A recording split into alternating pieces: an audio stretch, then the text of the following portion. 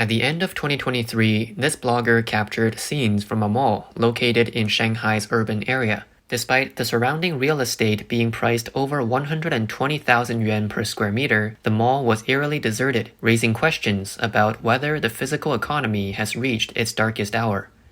Hi everyone, I just stepped out of the deserted Shanghai 818 Plaza, which spans several floors. I'm between Shimen Road and Maoming North Road, wandering along the roughly 300-meter-long West Nanjing Road.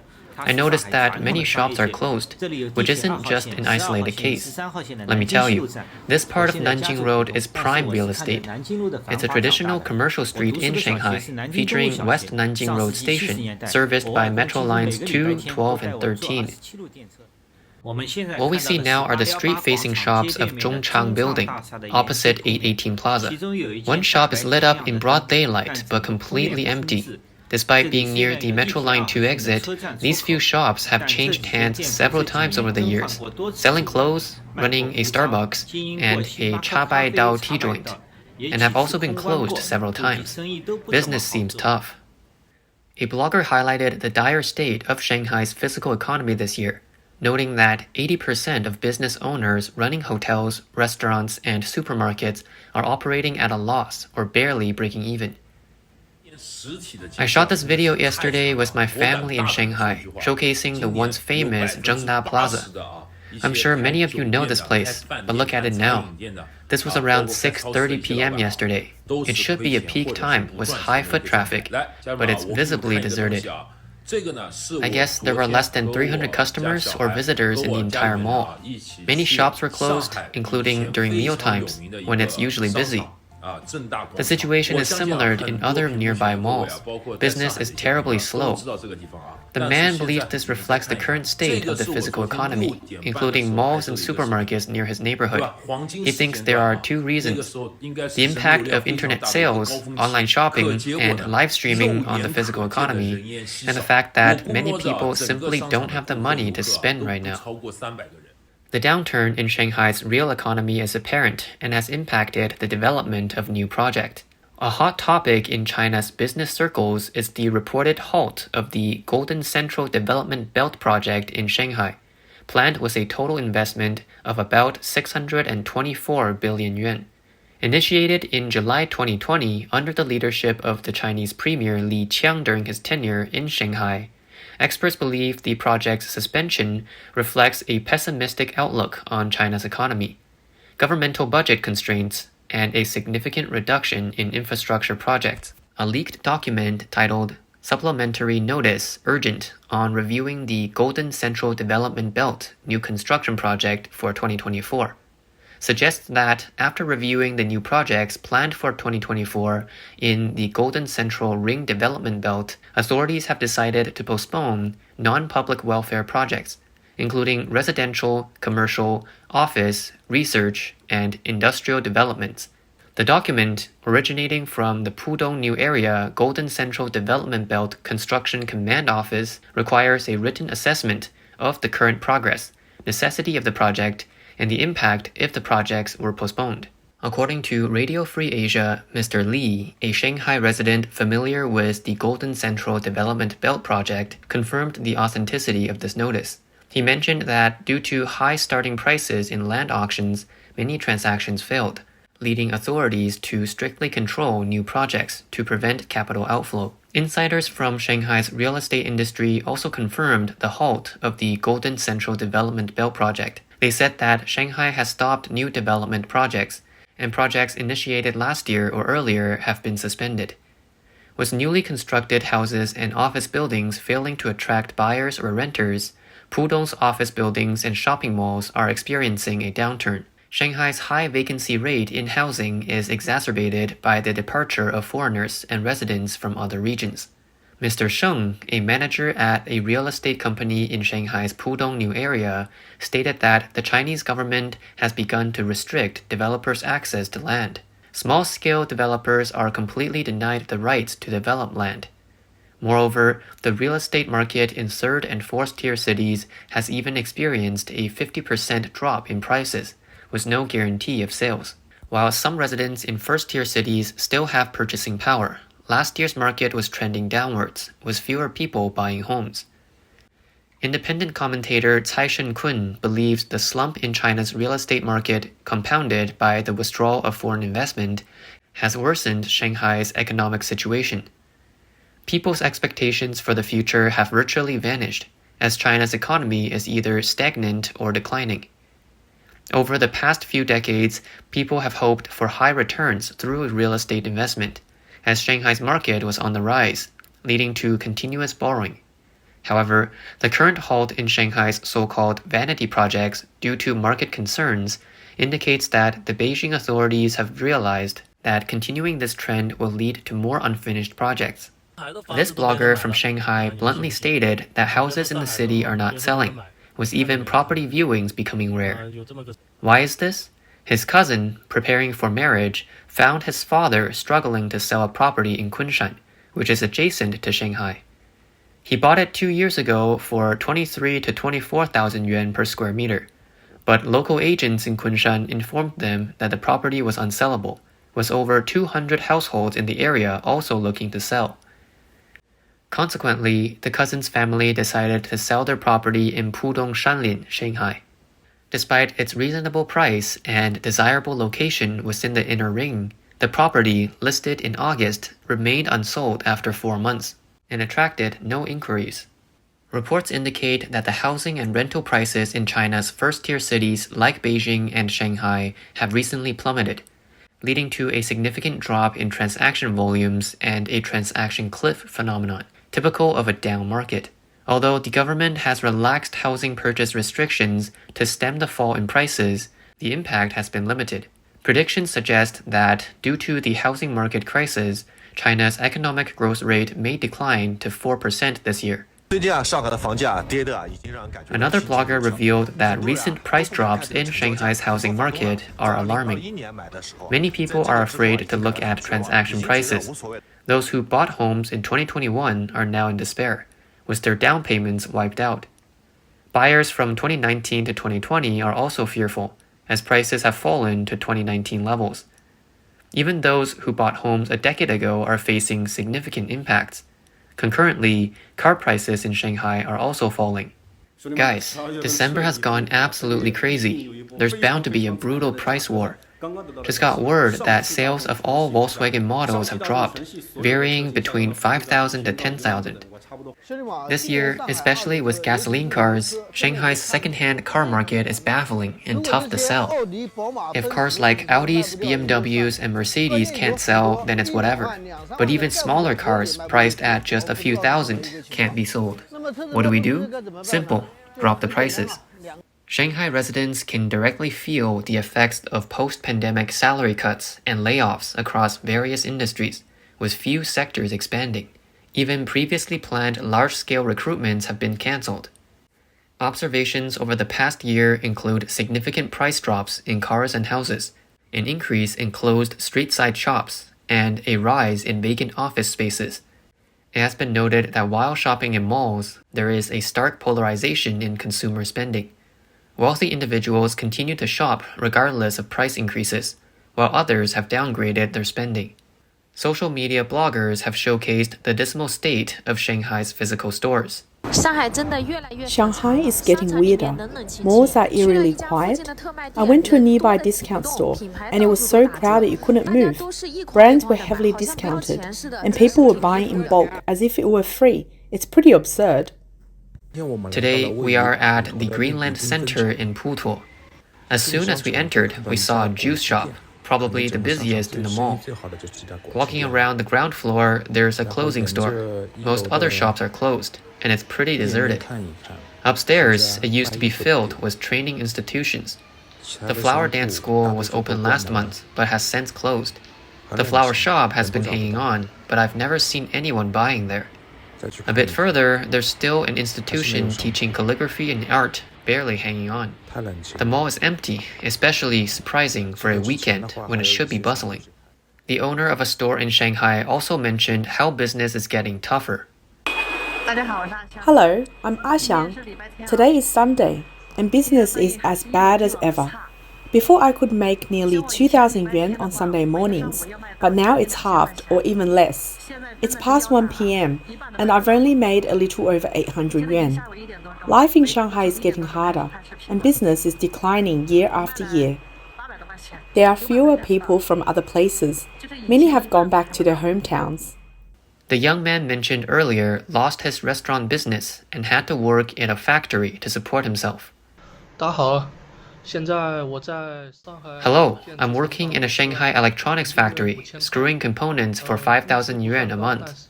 The wage isn't high, but it's enough to get by. I used to run a small restaurant, invested 200,000 yuan, but it closed in less than 2 years, losing almost 200,000. There's too much competition, and business wasn't good. Daily sales were just a few hundred yuan, plus rent, equipment, and various expenses. It was very expensive, so I had to rent it out to someone else. I saved for many years to open that restaurant, only to lose it all in 2 years. Now I have no choice but to work in this factory. Shanghai is not only facing severe challenges in the business sector, but also struggling with corporate difficulties. According to a report by Colliers International for the third quarter of this year, the vacancy rate for office buildings in Shanghai has climbed to 19% and is expected to reach 21.6% by the end of the year, a 4% increase from the beginning of the year. Meanwhile, the average rent for office buildings is expected to decrease by 4.4%. These figures are similar to the situation in third-tier cities. Once leasing half a building in one go, foreign financial institutions in Shanghai are now rapidly downsizing or even completely closing their operations in China.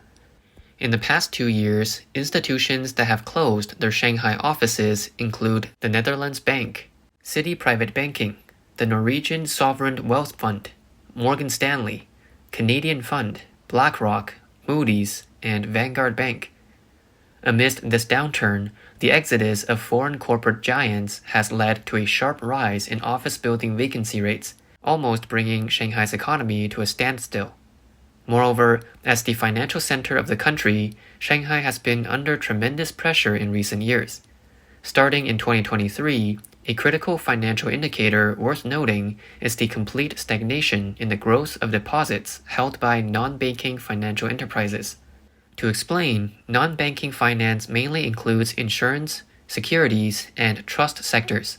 As the third quarter of this year, the deposit size of non-banking financial enterprises in Shanghai was 3.4 trillion, only a slight increase of 0.1% compared to the start of the year.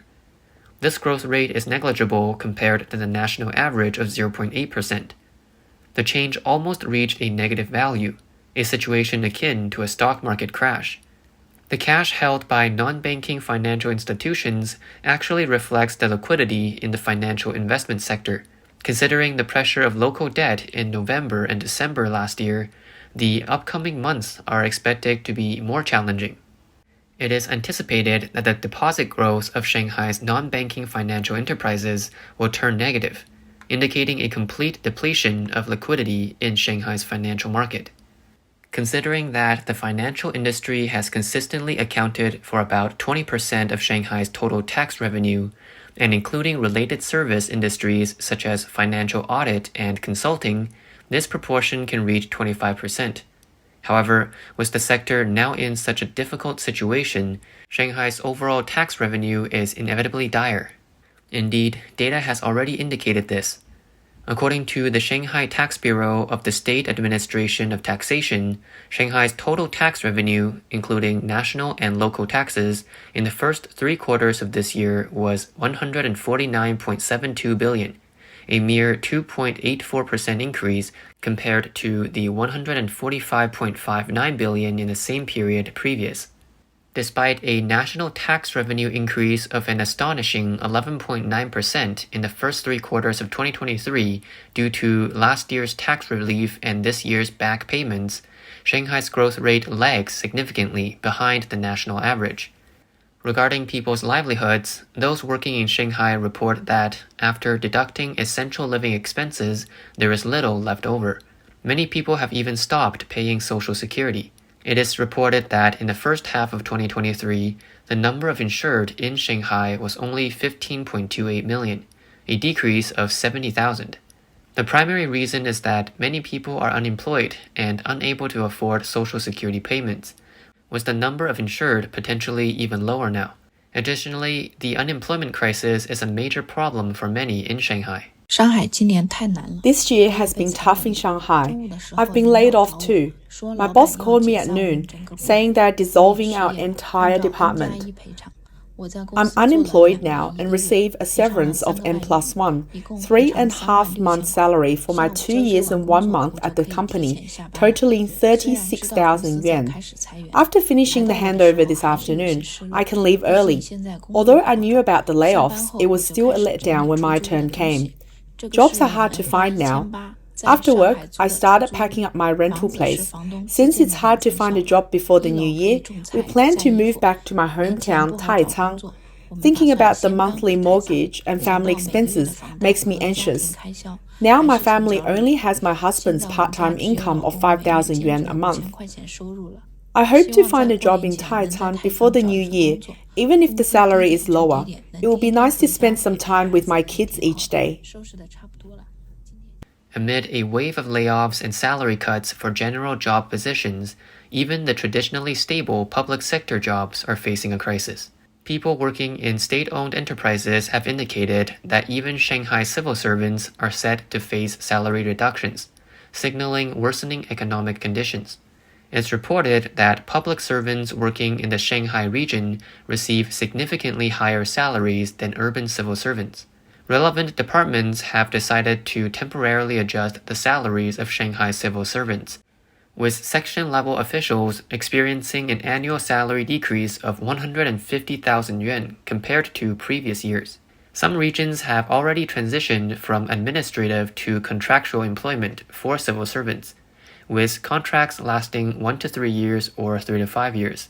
Upon contract expiry, continuation of employment will depend on the work attitude of the staff. The implementation of this contract system, coupled with the salary decrease, has caused significant anxiety among civil servants. Shanghai, once one of China's wealthiest cities, is gradually losing its economic vitality. Previously the economic center of China and the largest hub for foreign investment, it attracted numerous international corporations, including Tesla, Disney, and L'Oreal. However, the 2 months lockdown in 2022 has changed everything. During his inspection of Shanghai on November 28th and 29th, 2023, President Xi Jinping visited the city for the first time since October 2020. Xinhua, the CCP's official media, called Shanghai the forefront of reform and opening up, and expressed high hopes for the city. However, his visit coincided with the outbreak of street protests against the lockdown and the zero-COVID policy in Shanghai. President Xi's visit to Shanghai came at a time when foreign investment is declining, and investor confidence in the Chinese economy is weakening. The exodus of foreign capital is due not only to strict pandemic control measures, but also to the CCP's years-long regulatory crackdown in various sectors, from technology to real estate, leaving foreign investors without hope. On January 23rd, Shanghai Mayor Gong Zheng claimed in his government work report that Shanghai's GDP reached 4.72 trillion yuan in 2023, growing by 5%. While the economic data published by CCP authorities often contains significant discrepancies, even this figure is below the national average growth rate of 5.2% for 2023, inconsistent with Shanghai's status as China's economic center. Analysts point out that Shanghai's dependence on foreign trade and finance is high, but given the current mass exodus of foreign capital, the city may lose its top economic status in China in the coming years. Independent mainland Chinese economist Gongsheng Li commented that China is now running out of money. Despite the Chinese yuan accounting for a third of the global currency circulation, 2023 marks a watershed year, with China facing an all-encompassing capital shortage. Infrastructure projects are significantly shrinking, and the real estate market has been in decline for 3 consecutive years, with the downturn spreading to other industries. However, on the morning of January 16th, Chinese Premier Li Qiang delivered a speech at the World Economic Forum 2024 annual meeting in Davos, Switzerland. He boasted about China's economic performance, claiming a growth rate of around 5.2% for 2023, exceeding the official target of 5%, and asserting that China is the most trustworthy. But is the situation as optimistic as Li Qiang suggests? In response to Li Qiang's claims of a 5.2% economic growth rate in 2023, the US-based research group Rhodium Group commented that, looking beyond the total GDP figures, there are many smaller, more detailed datasets for analysts to examine for authenticity. According to a report published by the Rhodium Group in December last year, factors such as the ongoing contraction of China's real estate sector, limited consumer spending, decreasing trade surplus, and severe financial strain on local governments suggest that China's actual economic growth rate for 2023 is around 1.5%. The group also believes that China's economic growth in 2022 was overstated, with actual growth ranging between 0 to 2%. Thomas J. Duesterberg, a senior fellow at the Hudson Institute in the United States, also noted that economic pressures facing China, such as government debt issues and an oversupply in the real estate market, are leading to economic weakness. He emphasized that Chinese banks and local governments, accounting for over 85% of national public spending, are unable to stimulate the economy further due to excessive leverage. Additionally, infrastructure investment, a traditional driver of economic growth, is inefficient in state-owned enterprises and limited in returns. Local governments are also unable to encourage real estate construction through land sales to fill fiscal deficits. Ideally, when the economy declines, authorities should earnestly devise effective strategies to revitalize the economy and stabilize livelihoods, ensuring public confidence. However, the CCP is not taking this approach. Exports, foreign investment, and consumption, widely regarded as the main drivers of China's economic growth and collectively known as the three carriages, have already lost their momentum, as extensively discussed in previous programs. Analysts believe that even if old economic growth drivers are no longer effective, introducing new ones could save the situation. For instance, if investment in infrastructure and real estate is saturated, the authorities could promote private investment. But instead of encouraging private enterprises, the CCP treats private businesses as sources of revenue to be harvested. Why does the CCP act this way? Economist Wu Jialong believes that maintaining stability is of utmost importance to the CCP. Military, armed police, and public security expenses cannot be reduced, creating significant financial pressure from the central to local governments, leaving no room for effective stimulus measures to save the economy. Instead, the government resorts to exploiting the people. Not only does it fail to introduce new economic growth drivers, but it also enacts laws like the Hong Kong version of the National Security Law and the Anti-Espionage Law, driving away foreign investment and orders. The CCP is, in essence, on a self-destructive path.